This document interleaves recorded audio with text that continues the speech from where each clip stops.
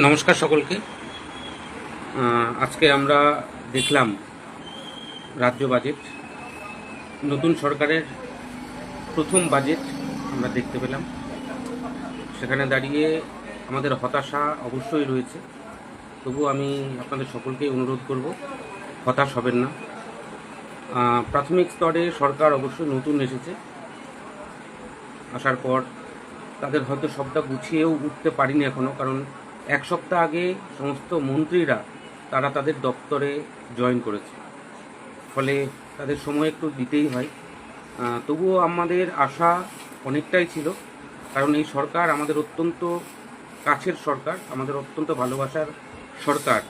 দীর্ঘ 15 বছর ধরে যে রাজত্ব চলছিল, সেই রাজত্বকে উৎখাত করে আমরা এই সরকারকে নিয়ে এসেছি, এবং সবচাইতে বেশি ভূমিকা যাদের ছিল তার মধ্যে অন্যতম আমরা। এবং আমরা প্রত্যক্ষভাবে এই বিগত সরকারকে বদল আনার ক্ষেত্রে আমরা ভূমিকা গ্রহণ করেছি। 2021 সালেও আমরা এই সরকার বদলের ডাক দিয়েছিলাম, ব্যর্থ হয়েছি।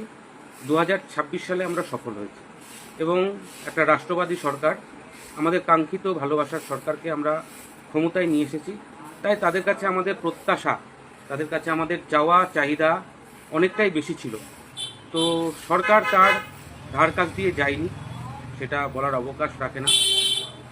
তবুও মাননীয় মুখ্যমন্ত্রী তিনি হাজার কাজ ফেলেও, বিধানসভার সমস্ত কাজ সেরেও তিনি যে সাংবাদিক বৈঠক করেছেন, সেখানে আমাদেরকে আশ্বস্ত করেছেন, এবং খুব শীঘ্রই তিনি আমাদের বিষয়টাকে আবারও নতুন করে ভাববেন, এই বার্তা তিনি আমাদেরকে জানিয়েছেন, এবং নাম উল্লেখ করে শুধুমাত্র আমাদের কথাই তিনি বলেছেন। এটা অত্যন্ত তাৎপর্যপূর্ণ বলে আমি মনে করছি।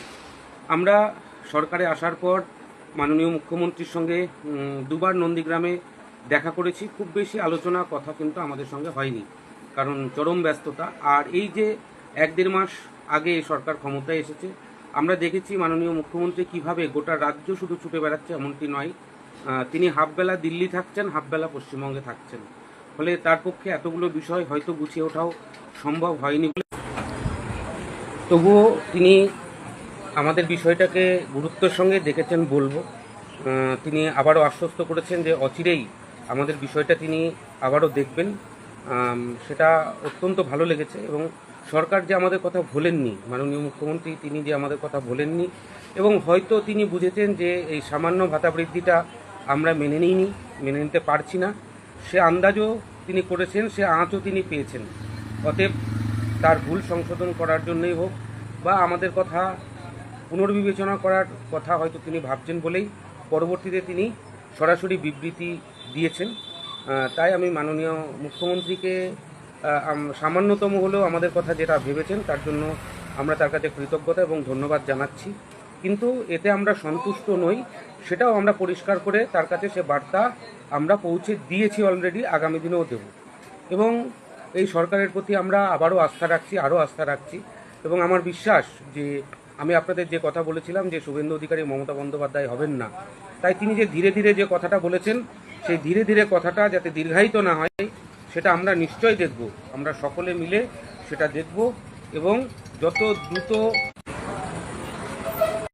এই ধীরে ধীরে ব্যবস্থাটা শেষ হয় সেটা আমরা অবশ্যই নজরে রাখব।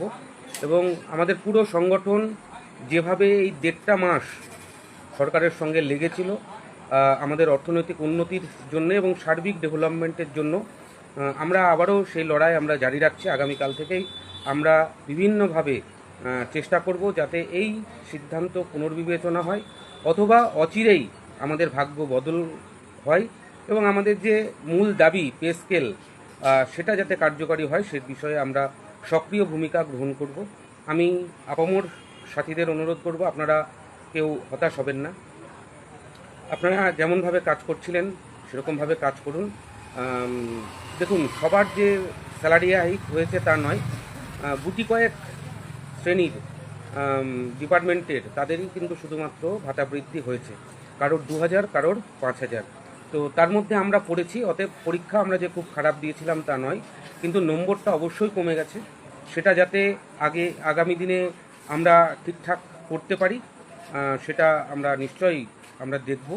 এবং আমরা ঠিক যেমনভাবে বিগত দিনে সমস্ত এমএলএদের কাছে সম্বর্ধনা দিয়েছি। তার ফল আমরা এবার চাইবো, তার রেজাল্ট আমরা এবার তাদের কাছ থেকেই চাইবো। সেই মতো আমরা কিন্তু আমাদের আগামী দিনের যে পরিকল্পনা, সেই পরিকল্পনাগুলো আমরা অচিরেই নিচ্ছি এবং আগামীকাল থেকে আমাদের সমস্ত কর্মসূচিগুলো শুরু হচ্ছে। সবটা আমরা হয়তো বাইরে প্রকাশ করিনি বিগত দিনে, আগামী দিনেও সবটা করব না। কিছু কিছু বিষয় আমরা গোপনীয়তার সঙ্গেই করছি। আমি যে কথাটা বলেছিলাম যে পড়াশুনো করেই পরীক্ষা দিয়েছি, অবশ্যই পড়াশুনো করে পরীক্ষা দিয়েছিলাম বলেই মাননীয় মুখ্যমন্ত্রী তিনি তাকে আবারও বিবৃতি দিয়ে বলতে হয়েছে এবং আমাদেরকে বন্ধু সম্বোধন করেছেন। যদিও তাতে চিরে ভিজবে না সেটা উনি জানেন, অতএব তাকে আগামী দিনে অবিলম্বে তাকে আবারও ভাবতে হবে। আমি সে বার্তা ইতিমধ্যেই মাননীয় মুখ্যমন্ত্রীর দপ্তরকে জানিয়ে দিয়েছি, তাদেরকে বুঝিয়ে দিয়েছি। আগামী দিনে আমরা মাননীয় শিক্ষামন্ত্রীর সঙ্গেও আমার কয়েকদিন আগেই কথা হয়েছে, আবারও হবে, পারলে আজকে রাতেই কথা বলার চেষ্টা করছি। তো সব রকমভাবে আমরা চেষ্টা করব এবং মুখ্যমন্ত্রী, শিক্ষামন্ত্রী সকলকে আমরা সে বার্তা দেব।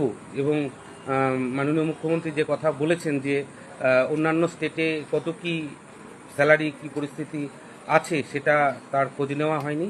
যদি তার প্রয়োজন সবটাই তুলে দেব, আমাদের কাছে সমস্ত তথ্যই প্রায় আছে, তো সেগুলো আমরা তুলে দেওয়ার চিন্তাভাবনা করছি এবং আগামী দিনে আমরা নিশ্চয়ই আমাদের যে লক্ষ্য সেই লক্ষ্যে আমরা পৌঁছব। এবং আমাদের একমাত্র দাবি হচ্ছে বেতন কাঠামো, এবং সেই বেতন কাঠামো না পাওয়া পর্যন্ত আমাদের লড়াই। আমি আগেও বলেছি আপনাদের যে কী কারণে আমরা এখনো পর্যন্ত কোনো রাজনৈতিক দলের সঙ্গে মিশে যাইনি, সেটার পরিণতি আজকে আপনারা নিশ্চয়ই বুঝতে পারছেন যে কেন যাইনি, এবং আগামী দিনেও যাওয়ার কোনো পরিকল্পনা এই মুহূর্ত পর্যন্ত অন্ততপক্ষে নেই। অতএব আপনারা সকলে একত্রিত থাকুন, ঐক্যবদ্ধ থাকুন, জোটবদ্ধ থাকুন। যে কোনো সময় আমাদের হয়তো শক্তি প্রদর্শন করতে হতে পারে, তার সে বিষয়টাও আমরা ভেবে রাখছি। যেভাবে আমাদের বিভিন্ন ব্লক কমিটিগুলো গঠন হচ্ছিল, আমরা আগামী মাস থেকে সবকটা জেলার সম্মেলন করে আমরা জেলা কমিটিও গঠন করব। একটা জিনিস মনে রাখবেন, এই যে ভাতা বৃদ্ধি আমাদের হয়েছে সেটা কিন্তু আমাদের আন্দোলনের একটা রসদ হয়ে দাঁড়ালো। ইতিপূর্বেও আপনারা দেখেছেন যে আন্দোলন ছাড়া কিন্তু কোনো সরকার আমাদের কথা শোনেননি, এ সরকারও হয়তো শুনবেন না। তাই সেই বিষয়টাও আমাদেরকে মাথায় রাখতে হচ্ছে, মাথায় রেখে আমরা চলছি। ঠিক সেরকমভাবে সংগঠনকে আমরা একদম গ্রাসরুট আমরা তৈরি করছি, আর সেই আঁচ আমরা আগে থেকেই কাজ শুরু করে দিয়েছি। কয়েকটা মাত্র জেলা ব্লক কমিটি বাকি আছে, সে কটাও আপনারা করে ফেলবেন এবং আগামী মাস থেকে আমরা সমস্ত জেলার সম্মেলন করে কমিটি গঠন করে সংগঠনকে একদম পুরোপুরি ঢেলে সাজাবো। বিগত দিনে বিভিন্ন সংগঠনের মধ্যে আমরা বিভক্ত ছিলাম, আবারও সেই বিভাগের জায়গা আমি অনেক জায়গা থেকেই দেখছি যে সেই বিভাগের জায়গা তৈরি হচ্ছে। আপনারা দেখবেন যে এই যে নামমাত্র ভাতা বৃদ্ধির ফলে কোন কোন সংগঠন অখুশি হয়েছে। যে সমস্ত অ্যাসিস্ট্যান্ট টিচারদের যে সংগঠনগুলো রয়েছে তাদের সঙ্গে আপনারা ভিড় বাড়ানোর জন্য, আমাদেরকে ভিড় বাড়ানোর জন্য তারা আমাদের দলে নিচ্ছিল বা দলে নিচ্ছে, তারা কিন্তু কেউ এখনো পর্যন্ত কোনো রকম বিবৃতি দেয়নি বা দেননি। অতএব তারা তাদের যে 20% দিয়ে সেটা পাওয়াতেই তারা কিন্তু খুশি। তারা অলরেডি সরকারকে আগেভাগেই ধন্যবাদ জানিয়ে দিয়েছে, তখন কিন্তু আপনার কথা তাদের একবারও মনে পড়েনি, মনে নেই এখনো পর্যন্ত। আমার তো মনে হয় না কোনো সংগঠন চুক্তিভিত্তিক আমাদের বিষয় নিয়ে কোনো রকম ক্ষোভ প্রকাশ করেছে, বরং তারা খুশি হয়েছে। এরকম খবর আমার কাছে এসেছে, অনেক সহকারী শিক্ষকই খুশি হয়েছে নামমাত্র ভাতা বৃদ্ধি এবং তাদের যে এক লক্ষে এতগুলো ভাতা বৃদ্ধি হয়েছে তার ফলে তারা কিন্তু খুশিই হয়েছে। অতএব আপনার লড়াই আপনাকে লড়তে হবে, যেটা আমি সবসময় বলি, আপনার দাবি আপনাকেই আদায় করে আনতে হবে, কেউ আপনাকে আদায় করে এনে দেবে না, সেটা কিন্তু মাথায় রাখতে হবে। আর এই সরকারের প্রতি আমরা আস্থা রাখছি, এই সরকারের প্রতি আমরা ভরসা রাখছি, কারণ শুভেন্দুবাবু আর যাই হোক বেইমানি করবেন না সেটা আমরা নিশ্চিত। তাকে ব্যয় করতে হবে কিছুটা সময়, তবে সেটা অনন্তকাল নিশ্চয় হবে না।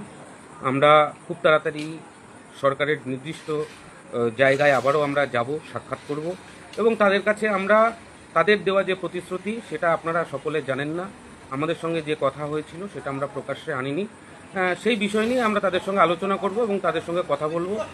এবং আমাদের যেটা লক্ষ্য, আমি আপনাদেরকে আগেও বলেছি এখনও বলছি, বেতন কাঠামো এবং শুধু বেতন কাঠামোই নয়, 7th পে কমিশনে আমাদেরকে ইনক্লুড করতে হবে, এটাই আমাদের দাবি। সেই দাবি থেকে আমরা কোনোভাবেই সরছি না এবং আগামী দিনে পার্শ্ব শিক্ষক ঐক্যমঞ্চকে আরও বেশি শক্তিশালী করে আবারও ময়দানে নামতে হবে।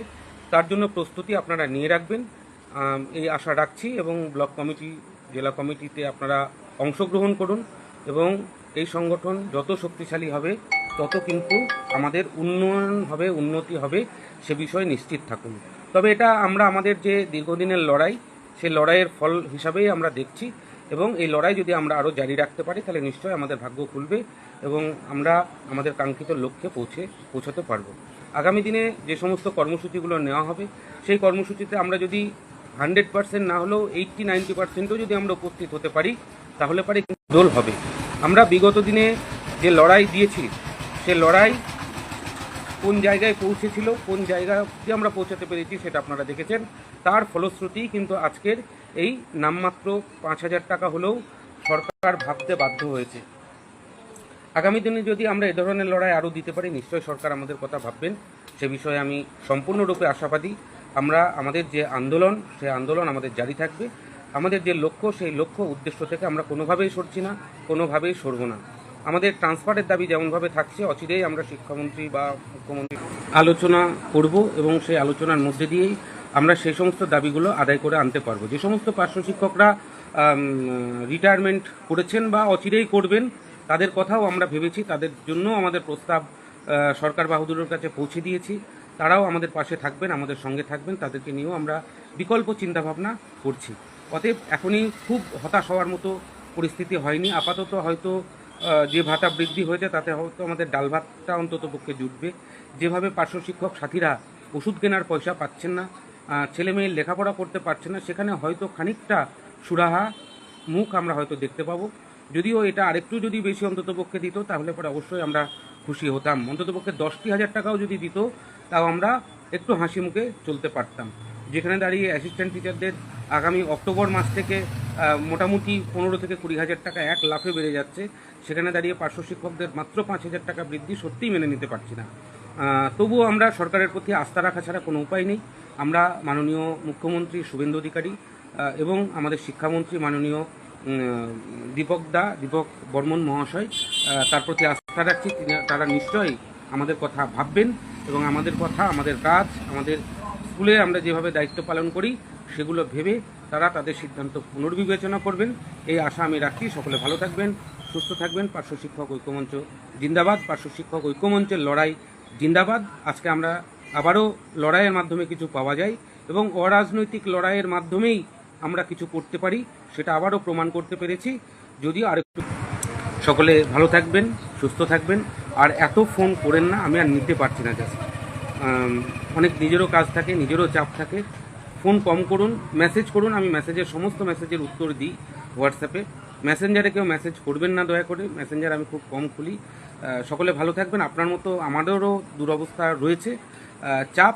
আপনাদের হয়তো একার চাপ, আমার কিন্তু 42,000-এর চাপ। আমি পার্শ্ব শিক্ষকদের ছেড়ে কখনো যাইনি, আর এই পরিস্থিতিতেও যাব না। যতক্ষণ পর্যন্ত আমাদের মূল লক্ষ্যে আমরা পৌঁছতে না পারবো ততক্ষণ পর্যন্ত আমি আপামর পার্শ্ব শিক্ষকের সঙ্গে আছি।